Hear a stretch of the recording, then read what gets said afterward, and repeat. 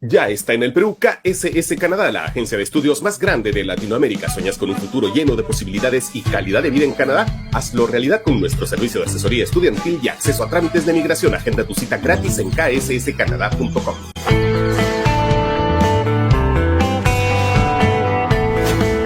Hola, soy Marcos Cifuentes. Bienvenidos a La Encerrona, tu mini noticiero mañanero. Hoy es jueves 20 de junio de 2024 y ayer el ministro del Interior, Juan José Santibáñez, tuvo un mal día.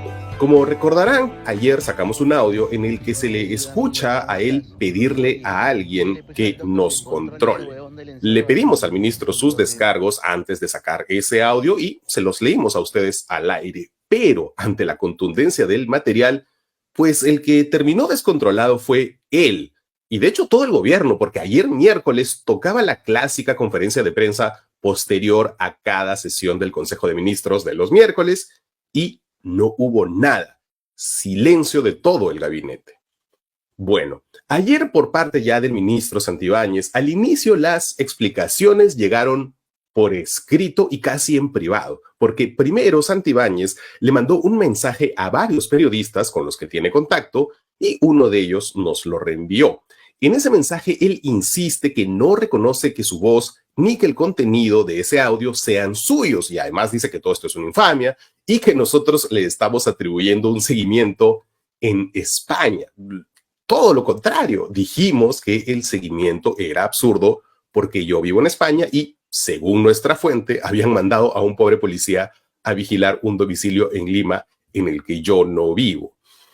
También en ese mensaje, el ministro amenazó con iniciar acciones legales contra mí en España, lo que francamente sería interesante. O sea, el ministro del Interior, no de Agricultura ni de Producción, del Interior, de un régimen acusado de asesinar a 50 personas. Un ministro del Interior que además ha sido abogado de policías también acusados de asesinar personas. Ese ministro quiere demandar a un periodista porque existe un audio en el que se le escucha a él, ministro del Interior de un régimen acusado de asesinar 50 personas y ex abogado de policías acusados de asesinato. Se le escucha decir que me tienen que controlar. ¿Cómo cree él que una demanda así se va a ver en el extranjero?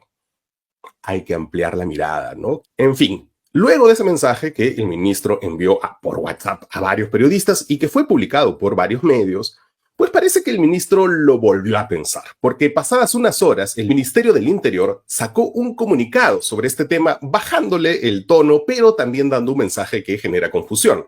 Dijeron que no les entregamos el audio para que hagan sus descargos. Y es cierto, no queríamos que nos queme el audio regalándoselo a algunos de sus medios adictos. Pero lo que ellos no dicen es que sí les mandamos la transcripción completa del audio y eso está en el correo que les mostramos ayer. Y de hecho, en ese momento, a Santibáñez le pareció suficiente hasta tal punto que tuvo toda la capacidad de negar que el audio sea suyo sin haberlo escuchado. Bueno, ayer volvieron a pasar las horas después del comunicado del Ministerio del Interior y ya cuando llegó la noche, Santibáñez no se pudo controlar y apareció en Exitosa. Allí lo entrevistó Karina Noboa, a la que le dijo que yo me burlo mucho de él, pobrecito, y que perturbo sus derechos. Las acciones legales que yo tenga que hacer al respecto merecen exclusivamente y van a depender de mi ámbito privado. ¿Pero va a perseguir a un periodista por tratar de buscar la verdad?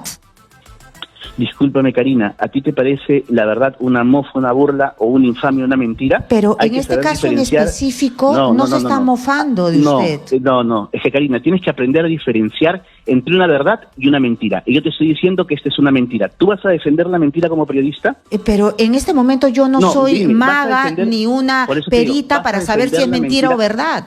Correcto. Entonces, no cuestiones. Bueno, casi todo ese segmento fue así. El señor no se está controlando. Y ayer durante todo el día muchos me preguntaron quién era el doctor al que Santibáñez, por interpósita persona, le estaba pidiendo que me controle. Todo el día hubo varias especulaciones, varios nombres. Yo mismo me confundí, no sabía de quién podría tratarse, pero ahora todo indica que se trata de nada menos que Harvey Colchado. Anoche, Angélica Valdés de Canal N entrevistó a Miguel Pérez Arroyo, el abogado del coronel Harvey Colchado, y él confirmó que el audio es real. Confirmó también que no es una adulteración con inteligencia artificial y que incluso existen más audios del ministro y que ya han sido entregados como parte de unas investigaciones. El abogado confirmó lo que nosotros les dijimos ayer, que este audio ya era conocido por un círculo policial pequeño, que el 17 de mayo, al día siguiente de su juramentación, el ministro Santibáñez le envió este audio a un alto oficial de la policía. Y además reveló algo que nosotros no sabíamos, que este policía le reenvió esa y otras grabaciones a Harvey Colchado. ¿Y por qué Santibáñez, se preguntarán ustedes y nosotros, intentó recurrir a Colchado? Bueno, por algo muy sencillo. La creencia que siempre tenía, al parecer, el interlocutor al cual ha hecho usted referencia, de que el señor Colchado pues podía tener algún tipo de influencia con algunos integrantes de la prensa, ¿no? Y obviamente esa intención de captarlo, esa intención de tenerlo de favor o a su favor de él. Y digamos, el mensaje era claro, este oficial de la policía: dile al amigo, dile al doctor que por ahí que me ayude con este señor o que lo tenga controlado, etcétera, etcétera, cosa que nunca ocurrió. O sea, Santibáñez estuvo intentando reclutar a Harvey Colchado, y este audio es una de las tantas evidencias que Colchado ha entregado para demostrar este intento de captación. Y aquí yo, por si acaso, tengo que agregar que nunca en mi vida he conversado con Colchado ni le he mandado ni medio WhatsApp. Cero cercanía, ni siquiera como fuente.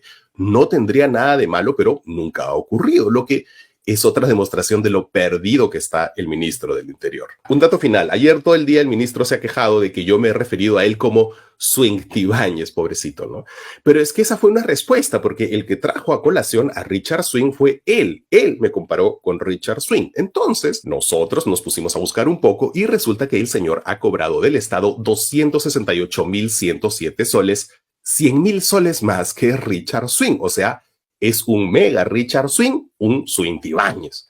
Y fíjense que justo esos 100.000 soles con los que aventaja Richard Swing provienen del Ministerio del Interior. Según la web del SEACE, en el 2022, el ministerio que hoy dirige lo contrató para defender a un coronel llamado Percy Tenorio Gamona.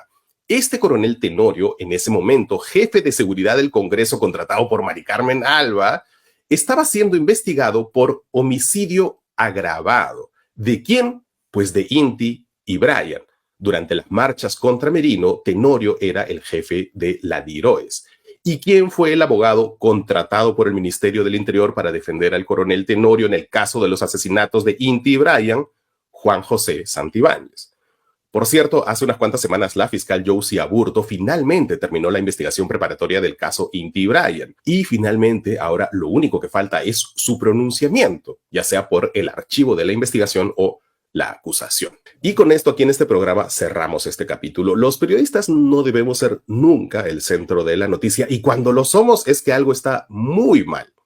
Yo quiero agradecer a nombre del equipo a todos los medios nacionales y extranjeros, a instituciones y a colegas que se han pronunciado sobre este caso. Pero vamos a pasar a otras cosas ahora.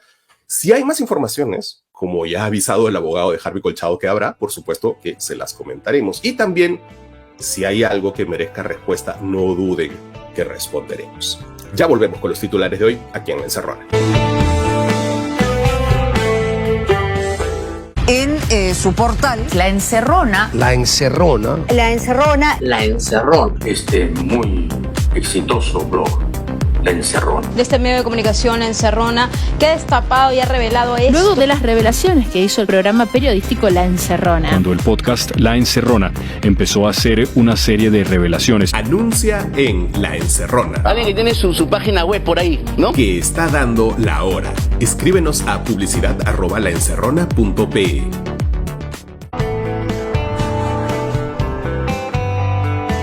Hola, soy Jonathan Castro, bienvenidos de vuelta a La Encerrona, tu mini noticiero mañanero. Hoy es jueves 20 de junio del 2024 y estas son las noticias que son virales o que deberían serlo. Primera noticia: sentencian a militares por violaciones sexuales en el caso Manta. Empezamos con una noticia histórica. Tras 40 años buscando justicia, ayer el Poder Judicial condenó a 10 militares con penas de entre 6 y 12 años de prisión por los delitos contra la libertad y el honor sexual contra 9 mujeres campesinas y quechohablantes en el caso Manta y Vilca. Si se preguntan por qué las penas son tan bajas para un delito tan grave como la violación sexual es porque se les sanciona con las penas que estaban vigentes en el momento en el que se cometieron estos crímenes. Este es un caso del que ya les hemos hablado antes, pero que lo voy a repasar.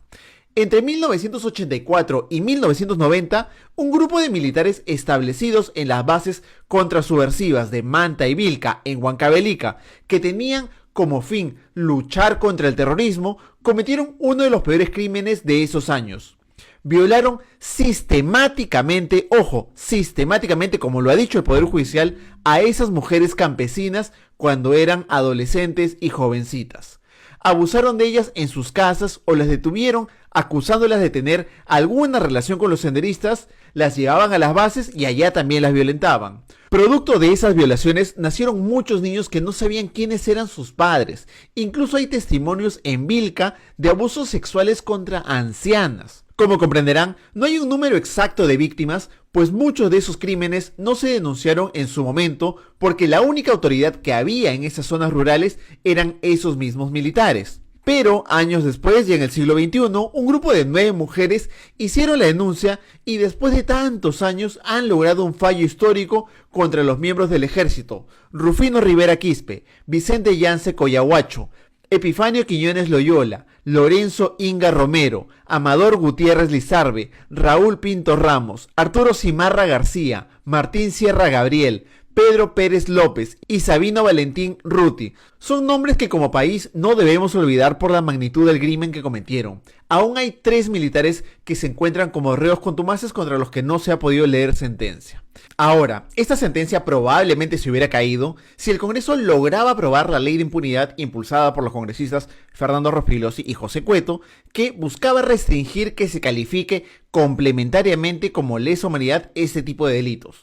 Seguramente sus abogados hubieran planteado todos los recursos que ustedes imaginan, pero hoy vayámonos con la buena noticia de que se ha hecho un poquito de justicia para estas mujeres que tanto han sufrido. Segunda noticia: Fuerza Popular suma a un delincuente a sus filas. Esto lo anunció la misma Keiko Fujimori. Su padre, el ex dictador Alberto Fujimori, firmó su ficha de afiliación a Fuerza Popular justo cuando queda poco tiempo para que vence el plazo límite para inscribirse a un partido y poder postular en las elecciones del 2026.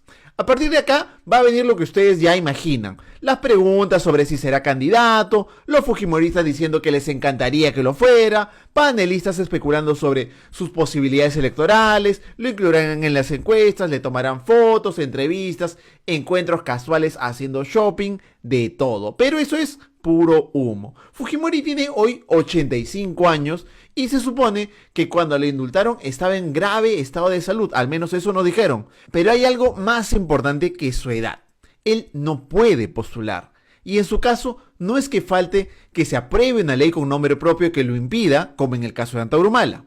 La periodista Jacqueline Carnas, de Ojo Público, elaboró una nota interesante en la que describe que hay 2 leyes que son decisivas en este caso. La primera norma es la Ley Orgánica de Elecciones, que en el artículo 107 señala que no pueden postular al cargo de presidente ni vicepresidente aquellos que por su condición de funcionarios son condenados a pena privativa de libertad, efectiva o suspendida, con sentencia consentida o ejecutoriada, por la comisión de delito doloso. Y encima se especifica que este impedimento continúa incluso en personas condenadas que hubieran sido rehabilitadas.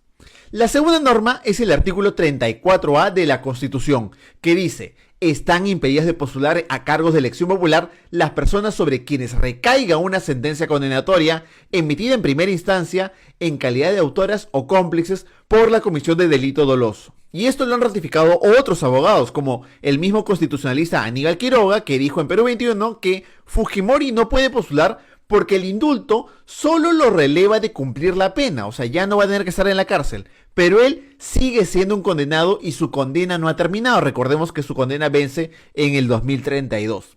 Obviamente estas limitaciones serán letra muerta si el Congreso logra controlar el Jurado Nacional de Elecciones. Lo que yo creo es que Fujimori papá va a ser otra cosa, va a ser tanto un revival de los 90 que le dé un aire nuevo a Fujimori hija, y también va a ser un pararrayos para que toda la atención y las críticas durante todo el tiempo que falta para las elecciones no recaigan sobre ella, sino sobre él, que sea una especie de primer ministro electoral, y así Keiko pueda llegar menos chamuscada al 2026.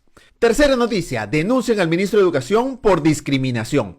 La congresista Ruth Luque, de Cambio Democrático, ha presentado una denuncia penal contra los ministros de Educación Morgan Quero y también contra la mujer Ángela Hernández por las declaraciones ruines que tuvieron sobre los abusos sexuales a escolares en las comunidades Ahuajún.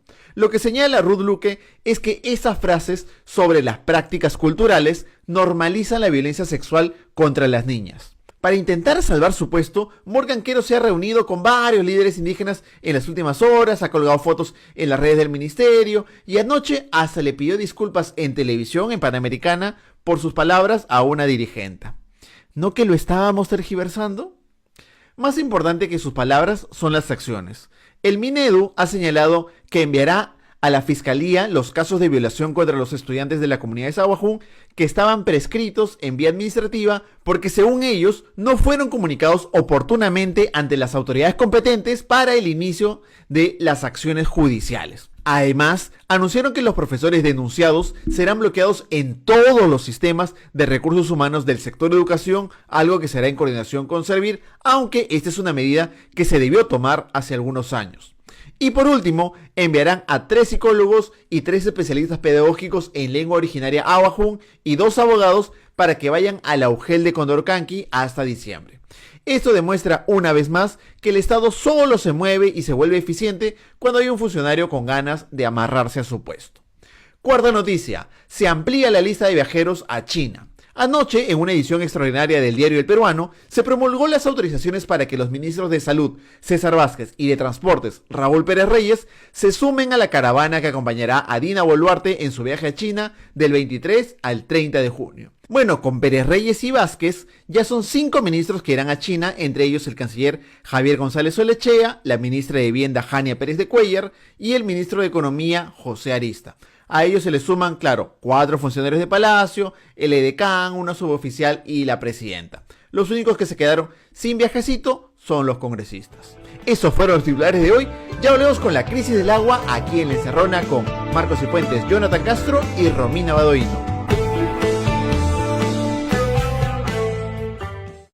¿Sabías que el casi 90% de los peruanos sufre de problemas dentales? No te preocupes más, ven al Centro de Odontología Especializada del Dr. Julio Reina. Con profesionales altamente capacitados y la mejor tecnología, ofrecemos tratamientos dentales de calidad, implantes, ortodoncia, diseño de sonrisa y más. Agenda tu cita al 936-834-819 y recuerda, tu sonrisa es tu mejor carta de presentación.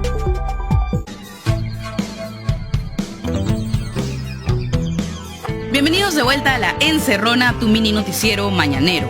A partir de hoy tenemos un nuevo bloque, Los Jueves de Agua, con el auspicio de Yacua, una empresa social que está trabajando para resolver el problema del acceso y la calidad del agua en el Perú. En tiempos en los que se viene discutiendo la posible modificación de tarifas del servicio de agua, así como el nivel de participación que deberían tener las ONG en la política peruana, es difícil dejar de lado el gran problema de acceso al agua en nuestro país. Según la encuesta nacional de hogares, en el 2023, el 89.4% de la población peruana consumió agua de red pública, disminuyendo medio punto porcentual respecto al año anterior. Este dato no parece alarmante a primera vista, pero en realidad significa que más de 3 millones de peruanos se están quedando sin acceso al agua. Además, más del 5% de los que sí acceden a una red pública no cuentan con un caño en casa, sino que comparten una única fuente entre varias familias.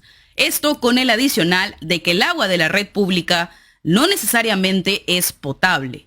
Una parte del problema sobre la falta del acceso de agua de calidad se debe a un tema de infraestructura. En pleno 2024, no todo el territorio peruano tiene una infraestructura adecuada para poder abastecerse de una red de agua segura.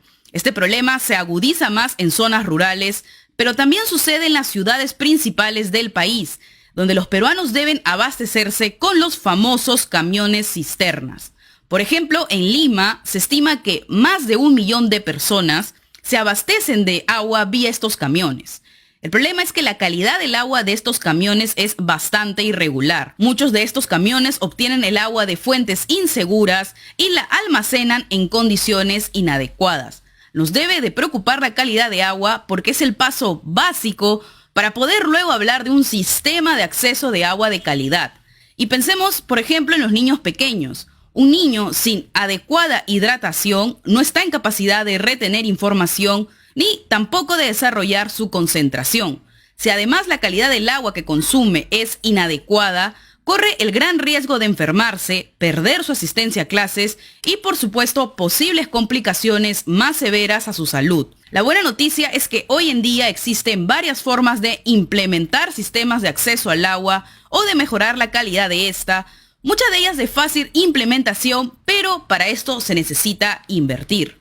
Puede ser parte del problema o parte de la solución, tú decides. Una de esas opciones es el filtro portátil Yacuayá, que es fácil de usar, portátil, seguro y económico. Es ideal para el hogar, para la oficina o para tus aventuras al aire libre. Con Yacuayá además ayudas a llevarle agua a los que más necesitan. Si les interesa adquirir este filtro portátil y obtener más información de su labor, pueden contactar a Yacua al 989-749-219 o visitar yacua.tiendadada.com, en donde puedes llevarte tu primer filtro con 15% de descuento si indicas que vienes de parte de La Encerrona.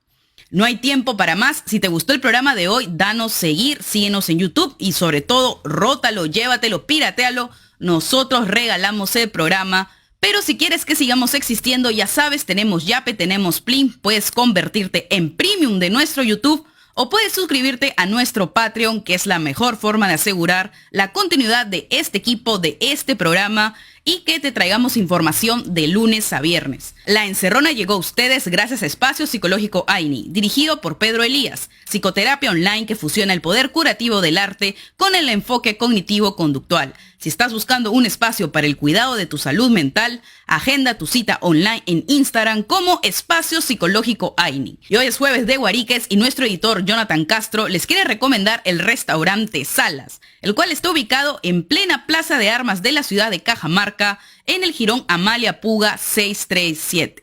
Este es un restaurante obligatorio y clásico para comer un gran cuy o trucha frita acompañado de su buena porción de ajiaco.